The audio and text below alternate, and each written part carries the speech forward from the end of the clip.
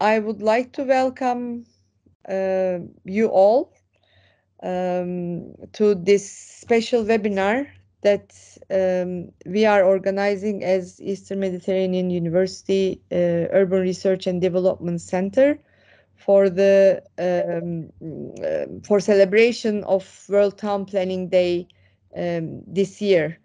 The event is endorsed by ISOCARP, International Society for Urban and Regional Planners, and our guests are both scientific committee members. Ulrich Graut is the chair of the scientific committee, and our friend Tiana, I will introduce them both, is the recently elected board member and also a scientific committee member. And I am Şebnem Oşkar. I am also the ISOCARP Scientific Committee member, but I am also the director of the Urban Research and Development Center at EMU. So every year, the 8th of November is celebrated as the World Town Planning Day. It was introduced by an Argentinian professor, Carlos Maria de la Paulera. He initiated the World Town Planning Day in Buenos Aires in 1949. So it has been a while. Every year on the 8th of November, World Town Planning Day is celebrated. And every year, planners, urban designers, communities worldwide celebrate how good planning improves people's lives and benefits society at large, creating places to live, work, and play together. Every year there's a special theme announced, and all the events, all the organizations are around this theme. And this year, the theme is Learn Globally and Apply Locally. And it will focus on the value of learning from planning and planning cultures globally, fostering innovative, sustainable, and equitable solutions to address global challenges. As you are all aware, the cities, urban environments are in the core of sustainable development. They contribute, if planned well, if designed well, they contribute positively to the people's lives, to quality of life of human beings and all living organisms. And if they are planned or designed badly, they may contribute negatively. So there is a lot to share, there is a lot to learn from the cities, and this is why we organize such events every year as the Urban Research and Development Center in Eastern Mediterranean University. So I would like to introduce very briefly our speakers to you, and then leave the floor to them. Ulrich Groth, if I'm pronouncing your name well, Ulrich. He's a German academic, policy analyst and advisor, and a trainer living in Berlin. He supports international organizations, national governments, regional and local authorities in their international cooperation, strategy and capacity development towards a more sustainable development. He has been into planning and policy making at different levels for more than 30 years. And he has been advisor to the regional authorities, local authorities, international organizations in Europe, from national governments in Asia to the headquarters of United Nations in New York, Geneva, and Nairobi.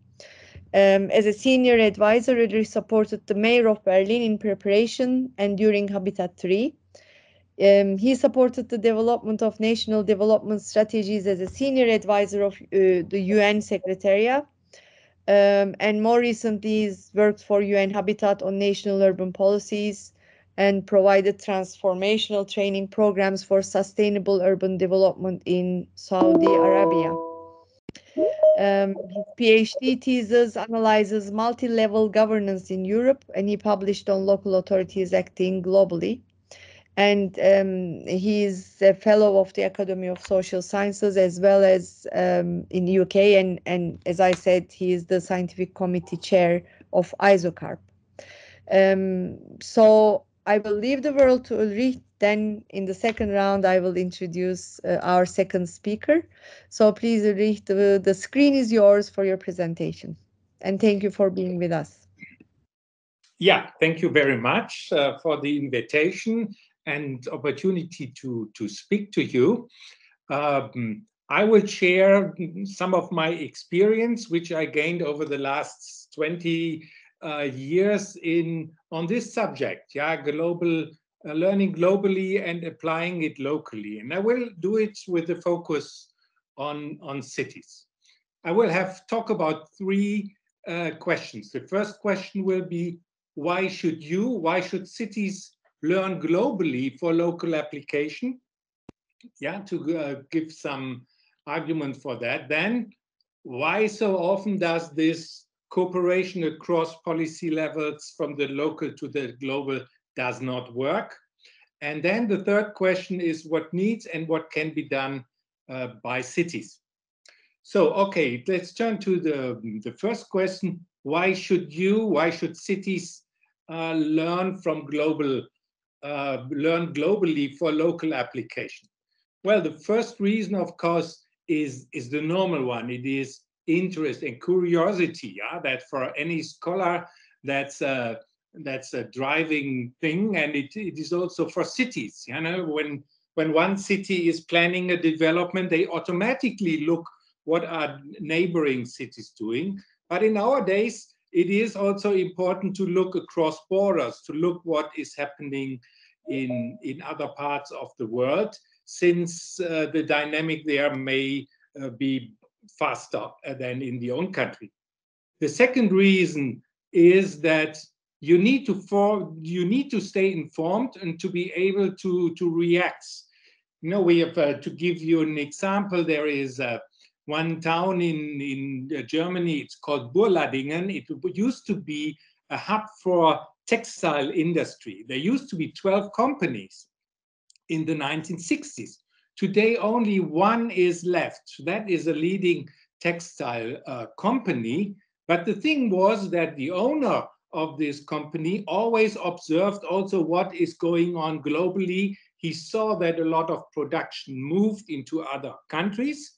And then he identified ways how he can continue economic development in Burladingen, where the incomes and the salaries are higher, and therefore the production costs are higher. So, but that needs, you have to observe what's going on in the world.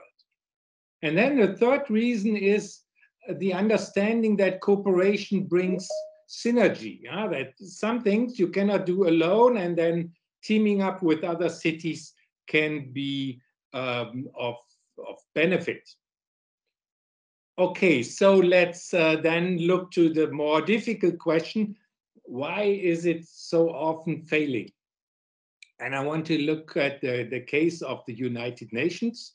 It was founded in 1945 to maintain international peace and security, and of course also development. And that is enshrined in the Charter of the United Nations by sovereign nations.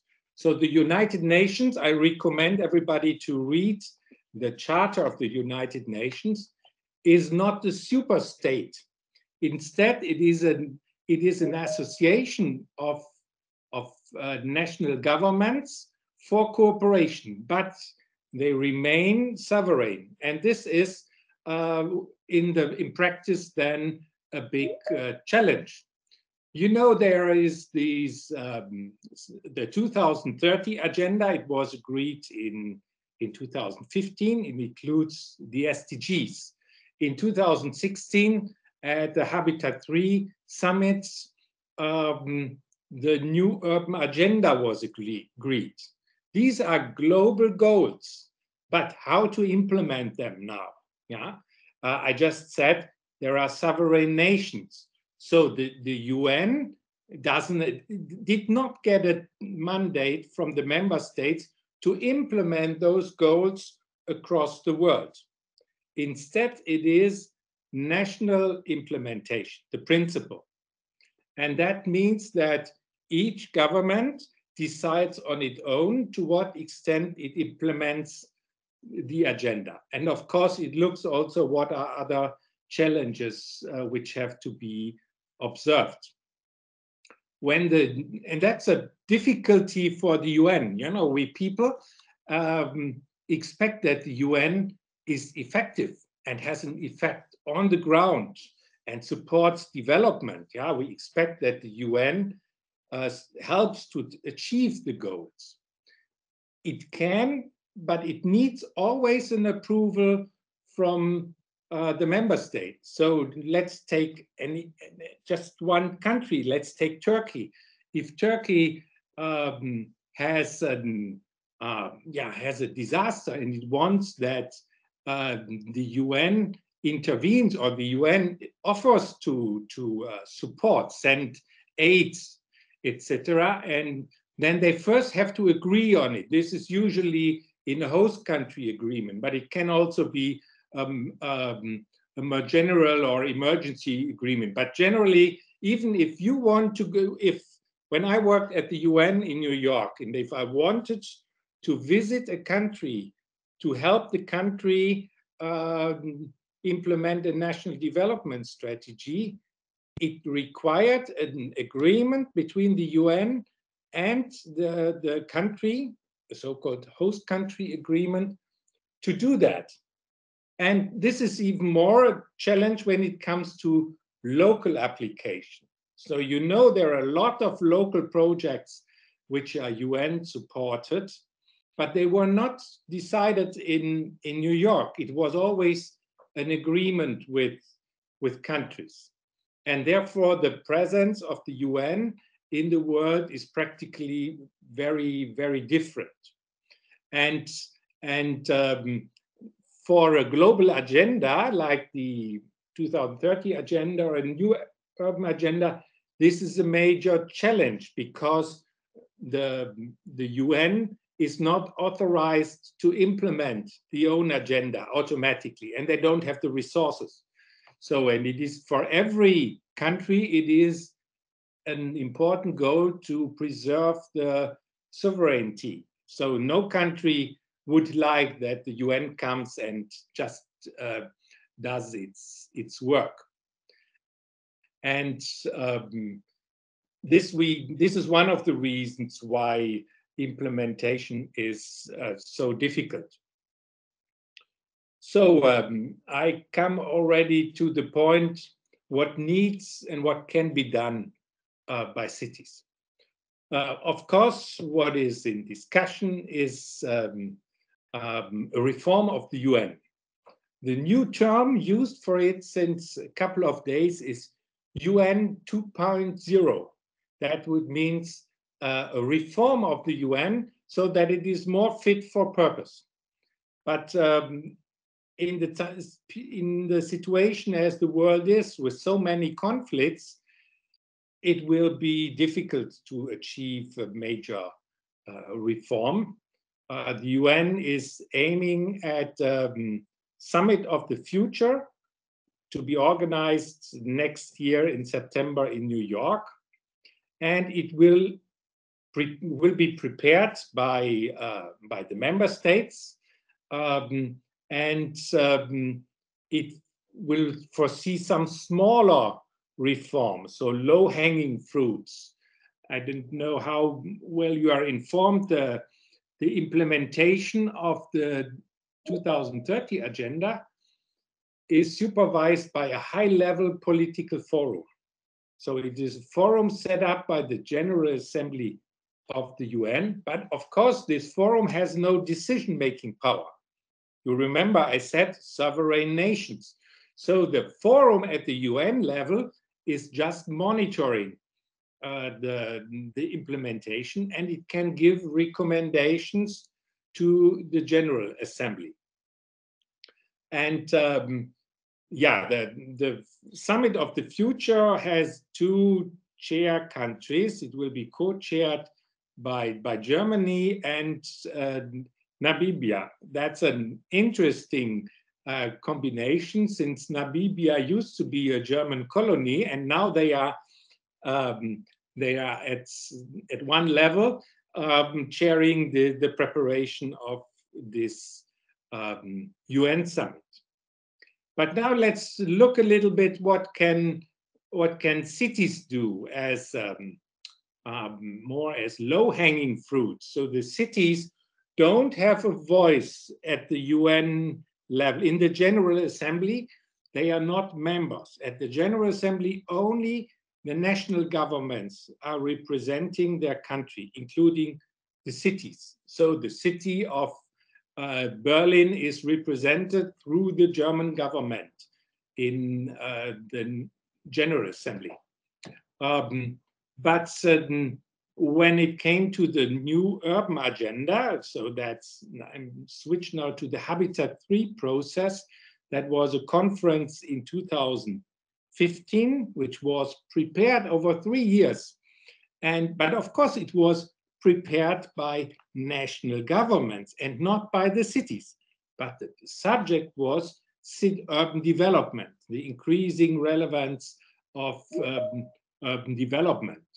And at the time, I was advisor of the governing mayor of Berlin, and Michael Müller, and he was at the time co-president of Metropolis. Metropolis is a network of metropolitan cities associated within UCLG. So there you see there are several city networks. Metropolis is the one of metropolitan cities. And we observed that it is very difficult for cities to get to raise the voice. So the mayor, even although this Metropolis, it has 143 members, and all those cities have at least 1 million inhabitants. So when the governing mayor of Berlin went to New York to a meeting to prepare the new urban agenda, he was representing 150 or more million people.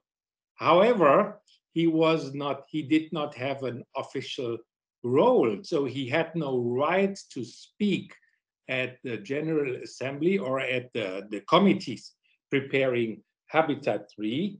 However, he decided to fly to New York and to Nairobi for meetings, and he took me with him to as support.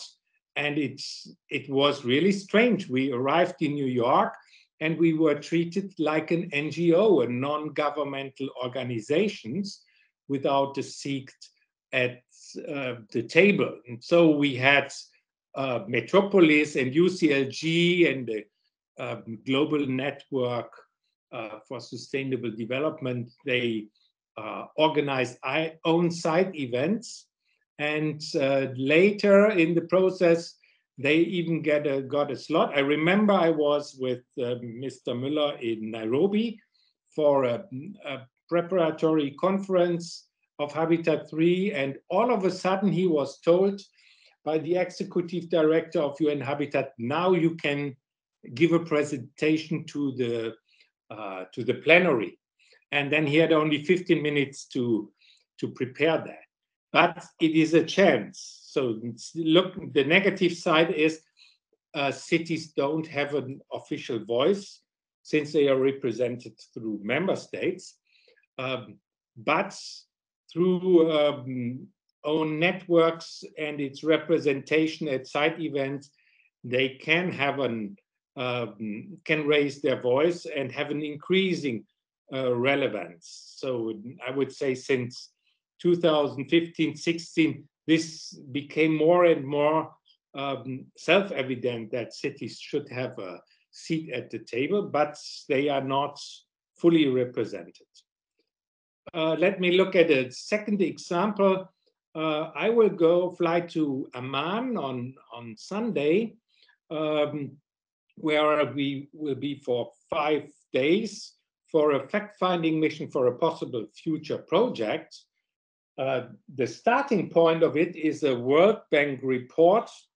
It is this year, it is called the Country Climate and Development Report. So World Bank, also an international organization. Also here, their cities are not directly represented at the decision-making bodies. They are represented through their national governments.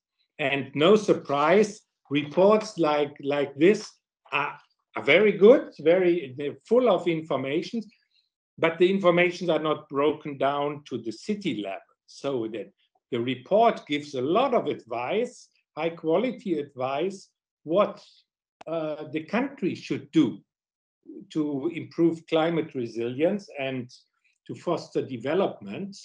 But it doesn't go to the local level. And so the aim of my mission next week, and also of what could become on the long run a new World Bank project or the other project, is to break it down to the local level. So we will meet with 20 mayors and talk with them about climate resilience and develop, and we'll also travel a bit in the country to see what can be done, and then to develop a separate program for this localization of the report. So that's a very typical step. That's one starts with the national report, which was produced, and then breaks it down to the local level. And as a last example, before I close, I want to mention my main project where I currently work, that is the Quality of Life Initiative of UN Habitat. It's a global project, and it tries to establish a global measurement for quality of life, specifically urban quality of life. Now you may ask, oh, how is that possible? A global standard for quality of life in cities? Cities are so different. And I think this project has found a good way. The index, the measurement is still under development, so it's not available yet, but the development trend is to have two levels of the index, to have a global international level where there are data collected from available sources, but then for each city have to have a local level, so the local level of the index, and that brings the contextualizations. Yeah, that's so at the end, the measurement is a composite of the global data, but also of the local measurement, and that allows then to observe the development in one city over years, and then to see also where is progress.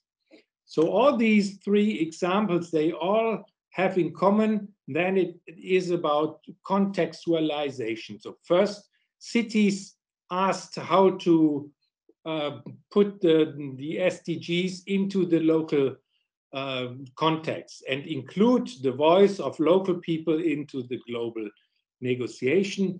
The second is this World Bank Country Climate and Development Report, which is a national report produced by the World Bank Group, but which is now broken down to the local level to better apply it. And the last one, this Quality of Life Index, is a global standard which allows to look at development of quality of life globally, and at the same time it allows to go local.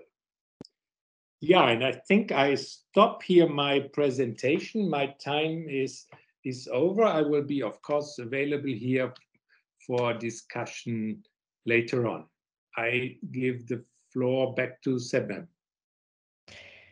Thank you, dear Ulrich. It was very insightful. We are dealing with United Nations Sustainable Development Goals in different levels in my university as well. I'm one of the advocates of the topic, and we try to kind of localize within the higher education sector. We also talk about the effects of architecture, urban planning, and urban design, and how these design and planning related professions affect or can be related to SDGs. What are their relationship? So my joining students are somehow aware of the issue. So your contribution is valuable for us from that perspective.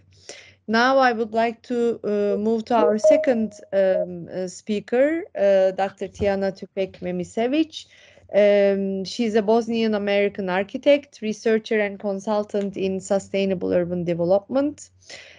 She supports the research community in engaging with professional organizations, local authority, and civic society to work towards sustainable, inclusive, and resilient cities. As I already mentioned, she's a member of the ISOCARP board and the scientific committee.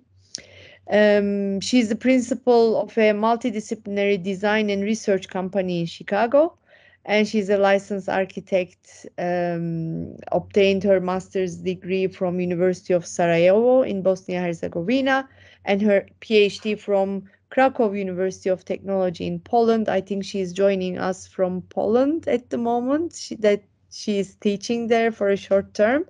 Yeah, she's currently engaged as a visiting lecturer, and she has experience in planning and research over 15 years.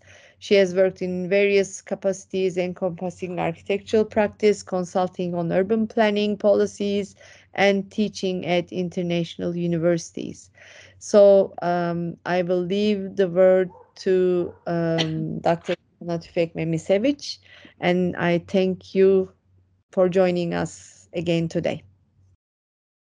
Thank you so much, Şebnem, for this wonderful introduction. And vielen Dank, Ulrich, for your insightful presentation. I must admit, it's always such a delight listening to you because you have so profound and personal experience. And then I'm all ears when we have a chance to talk about these important issues. So thank you so much.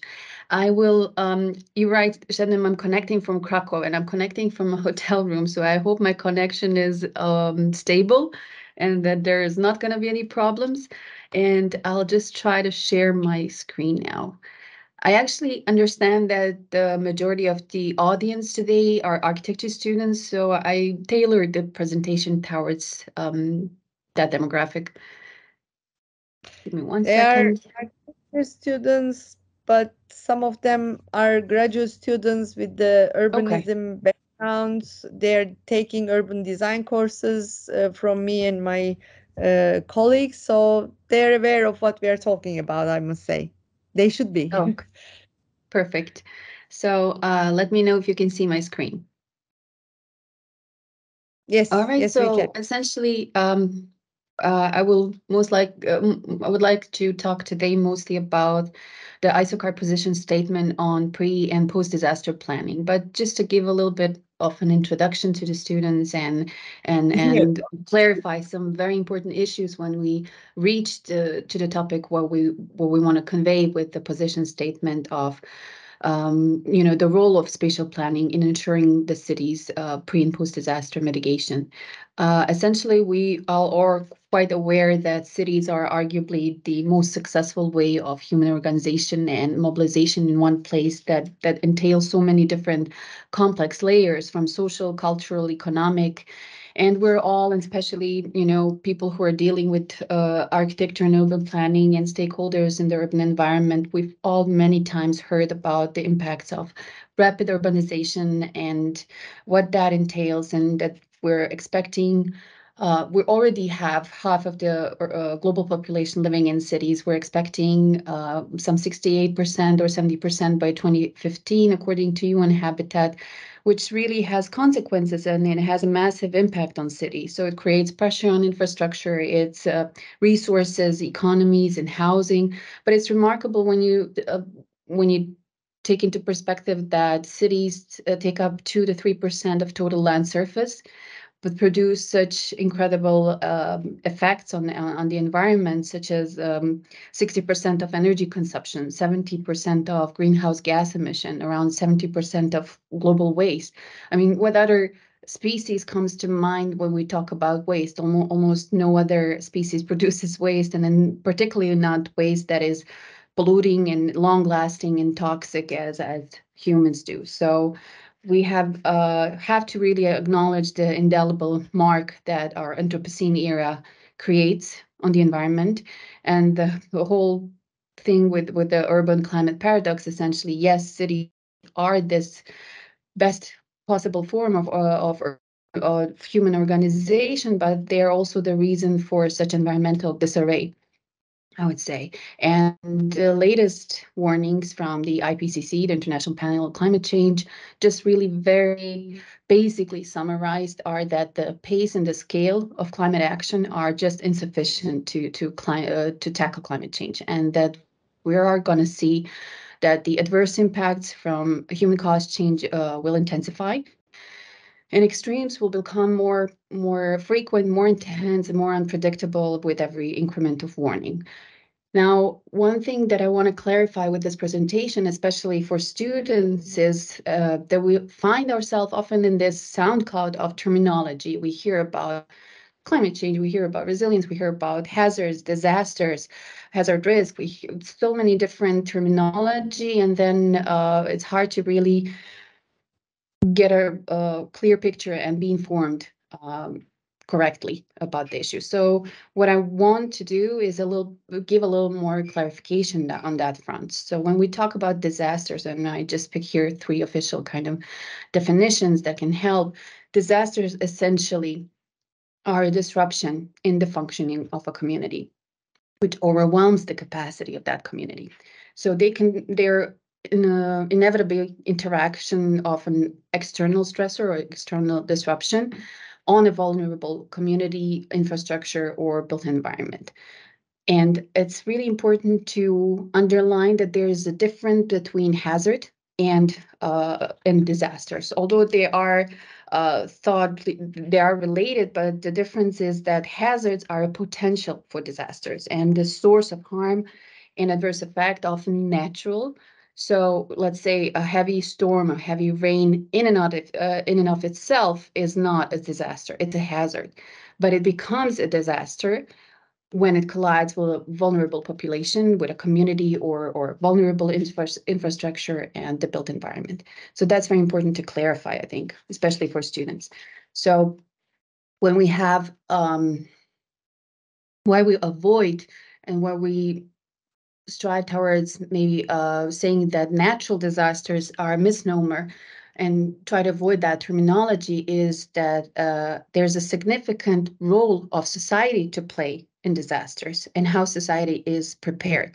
So for example, in 2005, the Secretary General UN Secretary General expressed that natural disasters was purposefully not used in the reports because it conveys this mistaken assumption that disasters are occurring only as a result of natural hazards, which is not true. We have a role to play, and inevitably it is to a certain amount in human control. So we can talk about natural hazards, but natural disasters, I would agree, is a misnomer. So it would be far better to use terminology such as disasters associated with natural hazards rather than natural disasters. And then further on, we have also something that are called secondary hazards or cascading effects. Here's an example of such that I found very nice, chart that I found very informative from the Seattle Office of Emergency Management, where you can see that some primary hazard can trigger, consequently, secondary hazards. And it's very important to understand that disasters rarely come as one.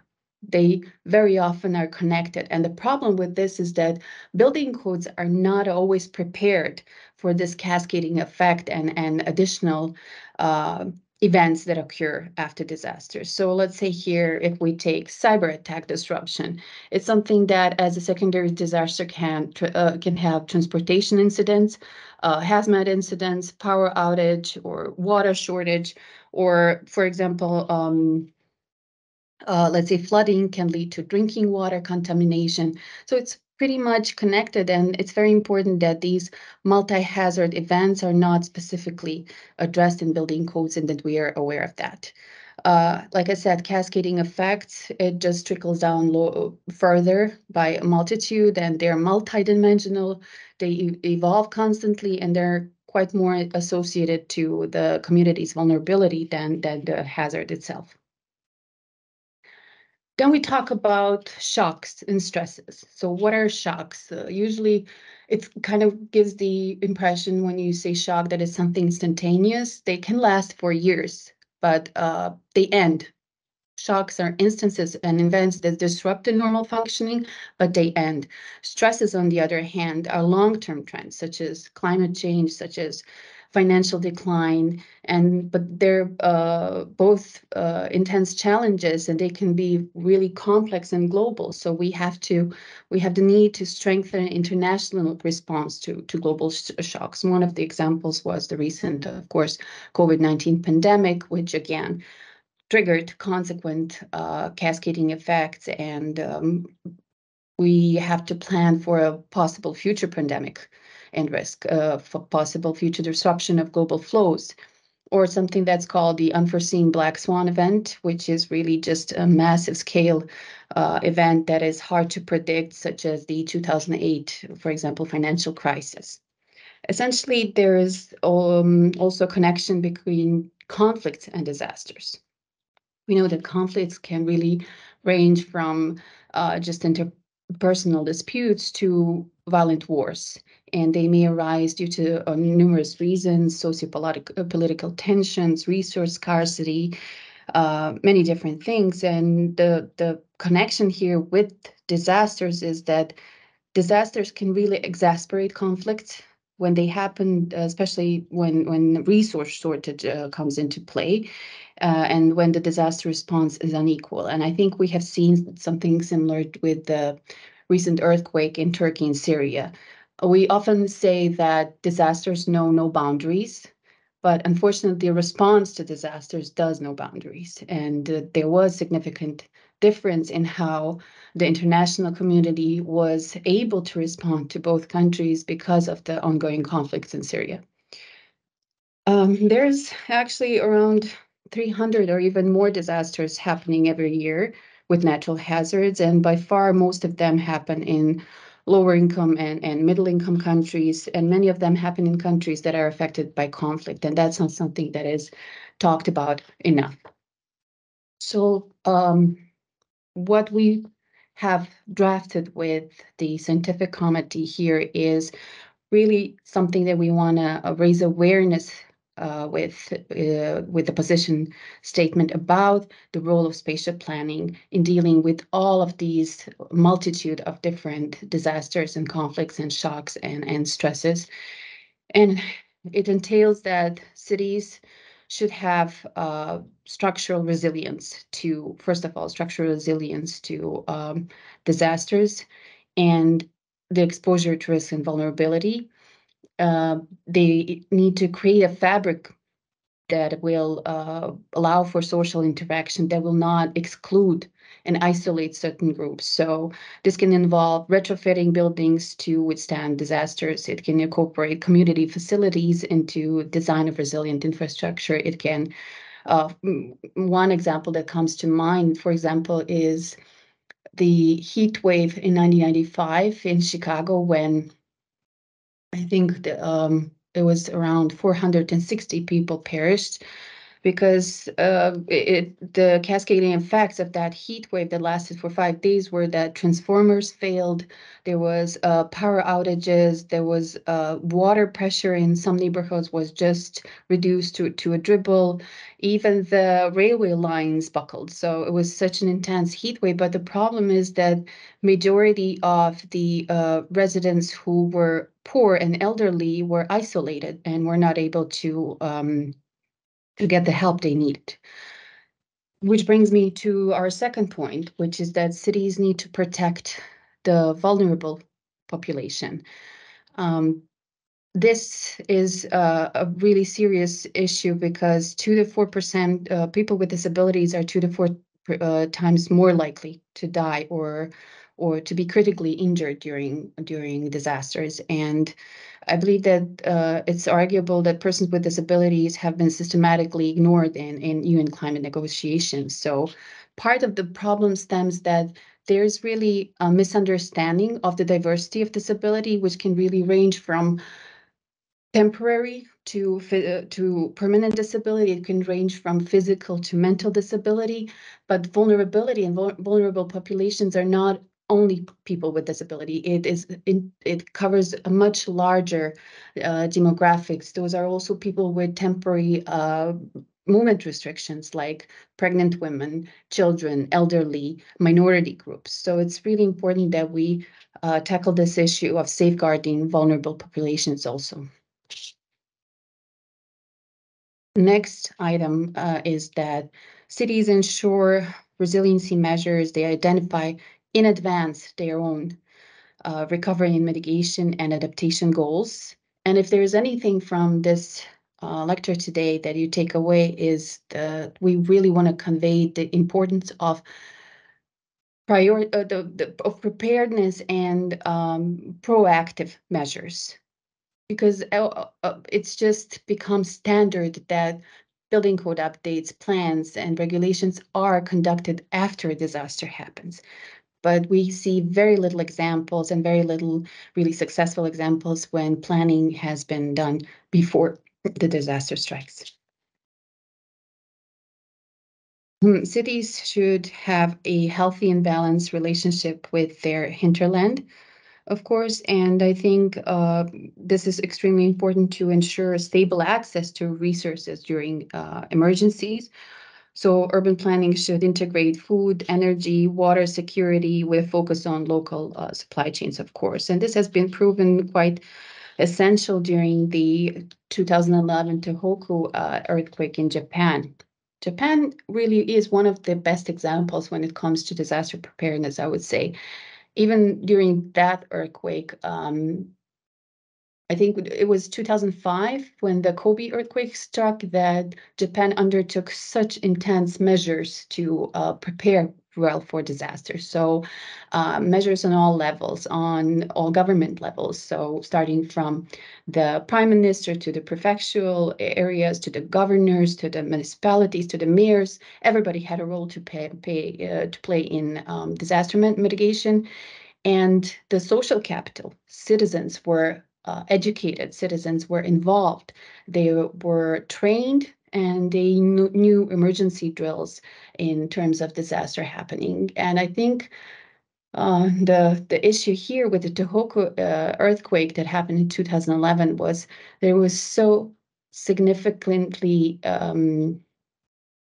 intense in terms of it triggered a tsunami. The earthquake itself was not that much of a problem because of the building code update, the seismic sanity of the structures was pretty good. So the earthquake itself did not cause too much damage. The alert systems were in place, so people evacuated pretty fast. The alert system actually for the tsunami almost happened at the same time as the earthquake struck. So evacuation was quite swift. But the tsunami then again hit the coast with the Fukushima power plant. So it's just one after the other. So at that moment when Fukushima started when the power outages and when the whole cooling mechanism failed, at that moment Japan decided for asking for international aid, and it outgrew the capacity of the country to cope with it. So yeah, I think I went a little bit beyond this point, but coming to the next point is to ensure public spaces to respond to community displacement. This is pretty straightforward and logical, because the first places where we run to after disasters, of course, are open spaces for evacuation. They can also accommodate potential disaster displacement, and they're proven especially important during these latest earthquakes in Turkey and Syria. And I think one of the good examples how this was utilized was during the Christchurch earthquake in New Zealand. Cities with strong and transparent governance for disaster management that are inclusive and that have recognized, the importance at every level of mitigating disasters. This is easier said than done, of course, with cities and governments changing ever so often, but disasters needing a long-term plan is not easy to achieve. But for example, Medellin in Colombia has been recognized as a very good example for transforming its governance to address resilience and equity in enforcing building codes and redevelopment of informal settlements in the city. And finally, we want to draw the attention to the importance of public outreach to ensure that all communities, so no matter the demographic, benefit from creative and effective means of public outreach. So for example, in Japan, there's community-based disaster preparedness activities such as the annual Disaster Prevention Day, so and education programs. Or my personal favorite is the the way that the outreach towards younger demographics with something that is an anime comic book titled How to Save My Girlfriend During Earthquake. So I think we should explore all possible creative ways of really targeting each and every demographics and really take care of the vulnerable population when we're preparing for a disaster. So with that, I will end my presentation, and I'm happy to answer any questions there are. Thank you so much. Thank you, Tiana. It was wonderful, and it was a lot of work behind this pre and post disaster position paper of ISOCARP. And you have led the process, so thank you for that as well. So I would like to open the floor for any questions, and the first question or comment comes from Ulrich. Well, probably you will break the ice. Thank you very much. Yeah, I also want to thank very much the working group of the scientific committee, which under leadership of Tiana has produced this position statement. It was widely welcomed. So when we posted it, it had thousands of viewers and hundreds of likes, and I think it's also shared into many networks, and I think this is a good thing with what we are doing. I would like to I have a question on further information on the presentation by Tiana. You mentioned a good example of Japan for when it comes to preparedness, so as a very good example. Of course, I think a lot about the US. You know, they have this chain of hurricanes which comes every year, and there was this big disaster, this Katrina hurricane in 2005, and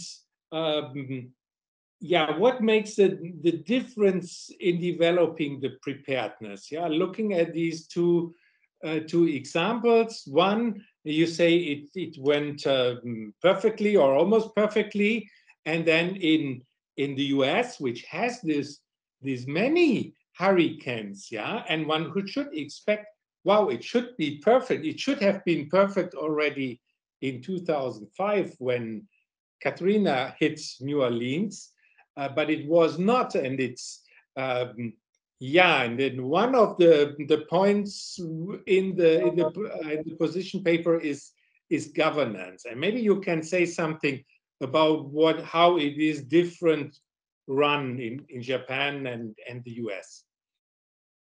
Thank you, Ulrich. Interesting question, absolutely. So I think, first of all, we need to differentiate that hurricanes are really the most destructive type of disasters. So with hurricanes comes a multitude of different things, and I mean, earthquakes also can be very, very impactful depending on the magnitude, which was the case in Japan, and triggered, of course, the tsunami and all of that. But there was, evacuation time, let's say. With Katrina, it hit a population that is more vulnerable, a population that is mostly minority, and it also you have to think about the geographic configuration. It kind of got into the Gulf and then wreaked havoc during that. So I think there was a difference in the intensity of the disaster for sure, but the response also depends on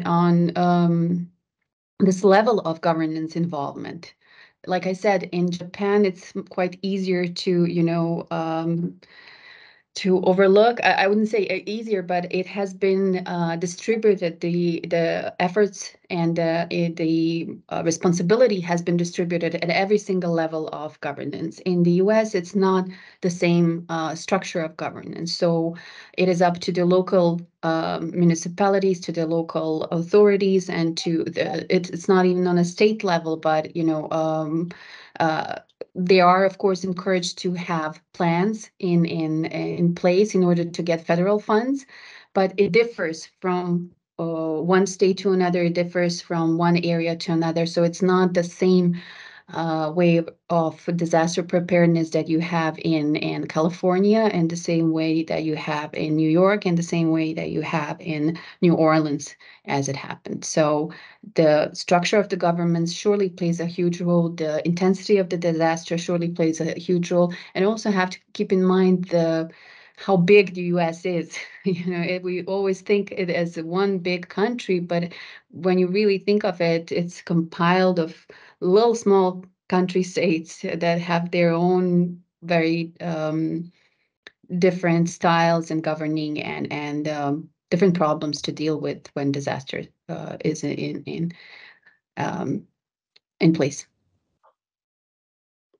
I hope that answers your question.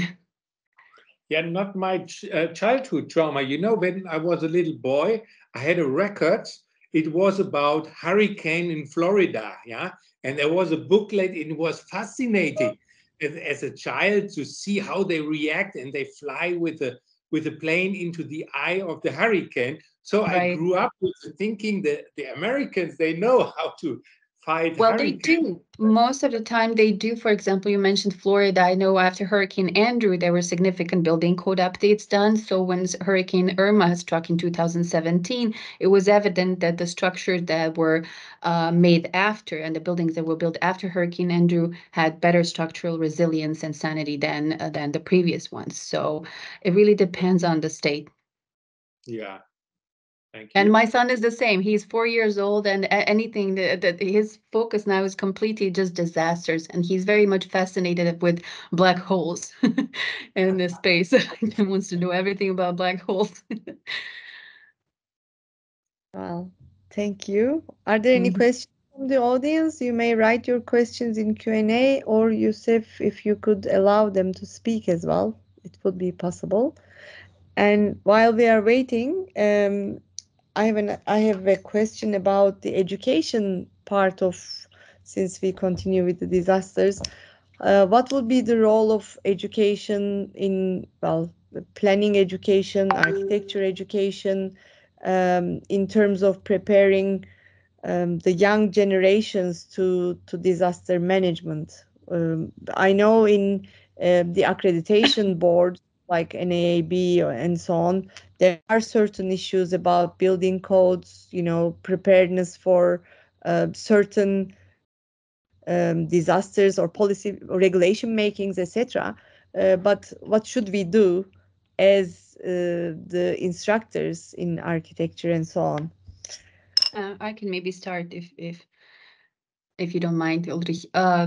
I think in education, for example, what I really realized also during this week, and as I was teaching at the Krakow University, exactly the topic of disasters with master students and Erasmus program students, was during my education back in Sarajevo, I know we had a elective subject that was titled evacuation of buildings. So we had a whole semester of just learning about evacuation routes, what they mean, what they're for, how to prevent, major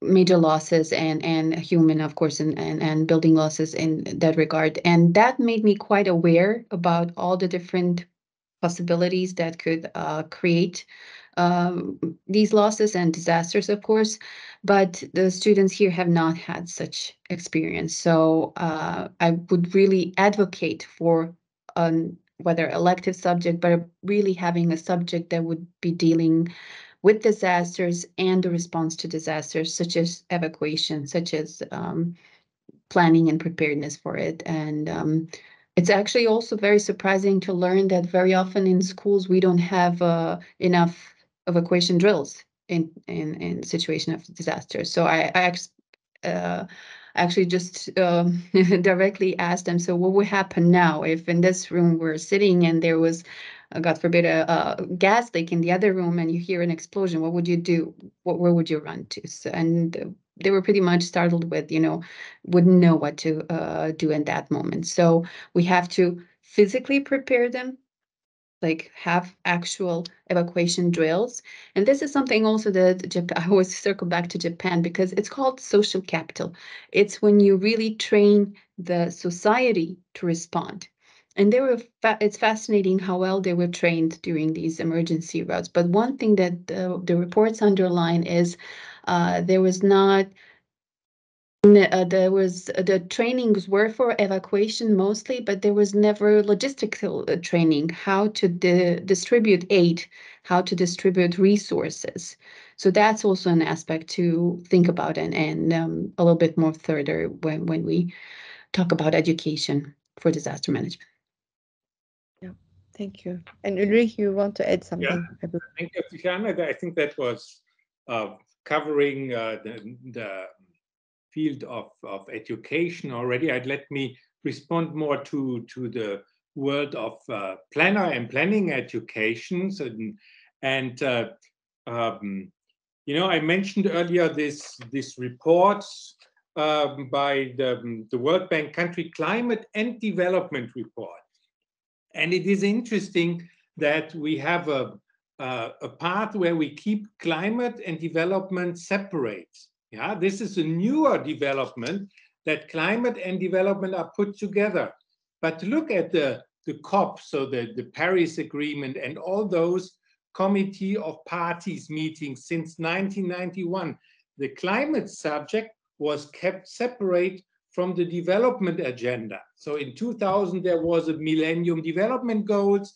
Then in 2015, the 2030 agenda was set up, but the climate subject remained separate. And the result is, we have seen that at an event at the pre-conference of the ISOCARP Congress. I think it was a session chaired by Zeynep, where they presented Zeynep Enlil, where they presented studies about curricula in urban planning. Yeah. And they realized that climate is not a big topic in the curricula, in the training of planners. So we established decades ago a path to keep it separate. And now we wonder that planners are not so knowledgeable about climate change. And so we have to work on that also to better integrate planning. I was also, on behalf of ISOCARP, I was in Wrocław at a conference by the Wrocław University of Science and Technology. And we had a very nice event there, a group with 25 people in a huge cinema room. But it was a very intensive discussion. And at one point, a guy from Hong Kong asked, are we really planning integrated? This is something which goes without saying. Planners think they are naturally suited to work integrated because that's what they are doing since decades. But he asked, are we really planning integrated, or are we more sector planners? So, and he himself, he works in Hong Kong, and Hong Kong means skyscrapers with some urban green around it, either on top or between the buildings. And he, this discussion went into the direction that we have to rethink if we are really integrated enough in our thinking and planning. And from there, I think we can we should emphasize that the interdisciplinarity, interdisciplinary approaches, and also cooperation between disciplines, among or between cities, between or among countries. They are all very important. That's why I personally believe that it is very important to teach architecture students things about planning, what planning involves. Okay, urban design is already there, but they need to be aware of what urban planners do, how to work together. Now we have And the other way around. And the other way around. I don't know what planners exactly are doing, if they are involving any architectural issues, but it has to be. We were talking about the other day that if there are architecture and planning departments or programs in one school, at least one of the projects should be combined, at least one. They should be working together. They should do group work, because it's impossible for a planner to work alone. It's impossible for an architect to work alone. We are talking about star architects sometimes, but they're not stars. They don't work alone. They have a big team, and they work together with planners, landscape architects, economists, sociologists, not only design-related disciplines, but all other social sciences and engineering disciplines. The challenges are too many in urban level, and probably that's why the United Nations understanding to bringing the governments together and then letting the cities and all other sectors working for SDGs is very important. Ulrich, you were saying that the cities do not have a say in the main summits, but on the other side, I believe that cities have a lot to say, and they have their networks like C40 or UCLG, etc. They are already having their own networks to deal with all these issues, to contribute to sustainable development goals. Probably the goals will change direction, or they will be, defined. Do you have do you foresee what we are going to have after 2030? Probably, I mean, the Millennium Goals were transferred to Sustainable Development Goals. What are we going to have after 2030? We're going to have 2050, I assume. We're just going to prolong. This is why I assume, but are we going to have, like, instead of 17, are we going to have 25 goals, or are we going to make them compact? What is your assumption? Ulrich, you have to unmute. I hope we won't get a rebranding of just doing the same. Let me first give an example what you said about training and bringing together.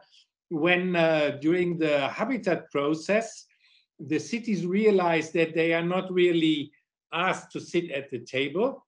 They also realize that they don't know how to do it, how to organize it, how to contribute. And then we developed a parallel project. You know, the conferences preparing habitat were called Prep Coms.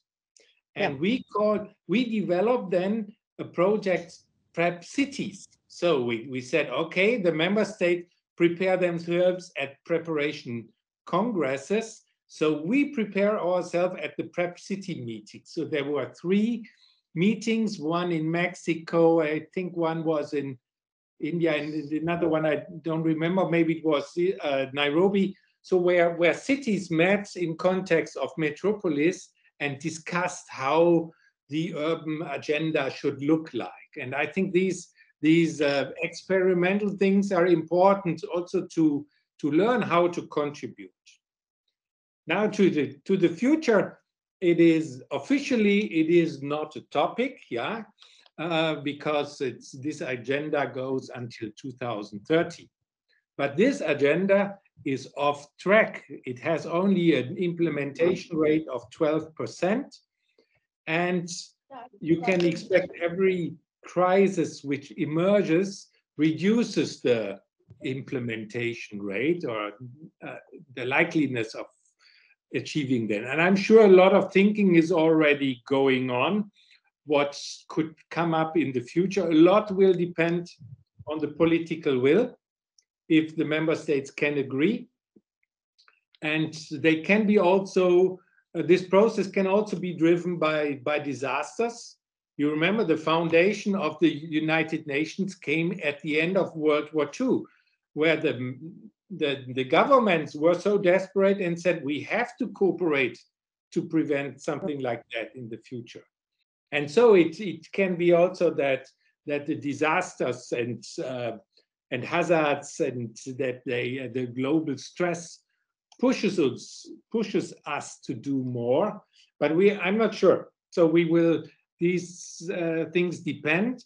But with projects like the Quality of Life Initiative, we are starting to think in that direction. You know, when almost every SDG and indicator aims at improving quality of life. So you look at whatever it is, it's about quality of life of humans, but could be also quality, yeah, of all life on Earth. And the question is if this new measurement can be developed in a way that it becomes a nexus between different goals, and that by measuring quality of life, you can simplify the agenda. But that's future music. So there is no master plan for that. It is now the time to use the current agenda to test out what is possible, and then to proposals. Yeah. Yeah, to use the time efficiently. I mean, the remaining time, because we already have less than 7 years to reach the goals as much as we can, and every single of us are we carry responsibility. Every step we take for achieving SDGs counts in many ways. This is what we keep saying in our lectures as well to our students at the same time. Are there any questions from our audience? You can speak as well. I think we already allowed you and enabled you. Or it's already end of day and everybody is tired. There are no comments. No? Okay. Maybe we can take a little photo together. Yeah, that will be nice, but I don't know if they are allowed to. Yusuf, can you maybe enable the cameras if anyone would like to join? Tamam hocam. If they want. Well, I take this opportunity to thank you both for your contributions, for the great presentations that you had with us, you shared with us. I think we should somehow repeat that in different occasions with different people. I know one of our scientific committee members is insisting that we should keep going preparing webinars. I think they are quite valuable and we should do that. So if anyone would like to join the group photo with their cameras on, if you're available, or I will just take a photo. Yes, this is our research assistant, Yusuf. Thank you for joining. Hello. Oh, hi. Hi, Hatim. How are you? Sorry, there were a problem with the mic, and yeah, so I just fixed it. Huh. If That's If I perfect. can just add a little something, this position statement was a collaborative effort, and I just want to thank especially Martina Juvara, who was doing the lion's share of the job with it, and then of course you, Shabnam, and Zainab, and Hadil, and Pia, and I hope I'm not forgetting anybody, but it was a collaboration of many people involved.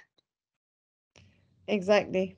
Yeah, and it was fun to work, and we keep going. We have more to do on the issue, and we will do that. And thank you, Ulrich, for supporting the idea as the chair of the committee. So I'm making the picture. I don't know if anyone else is joining, but we have our members. Oh, there. Hi, Jason. Some of Great. my students. Hello. Hello. Okay, nice. So I will share with you some of the photos. And just before the session, I was with my lecture. In my lecture, we were talking about 15-minute city to support all these ideas. So some of my students are here with us. Well, thank you so much for Thank you all. joining the audience, Tiana, Ulrich, Hadel, being with us, and have a good evening, morning, day, wherever you are joining to us.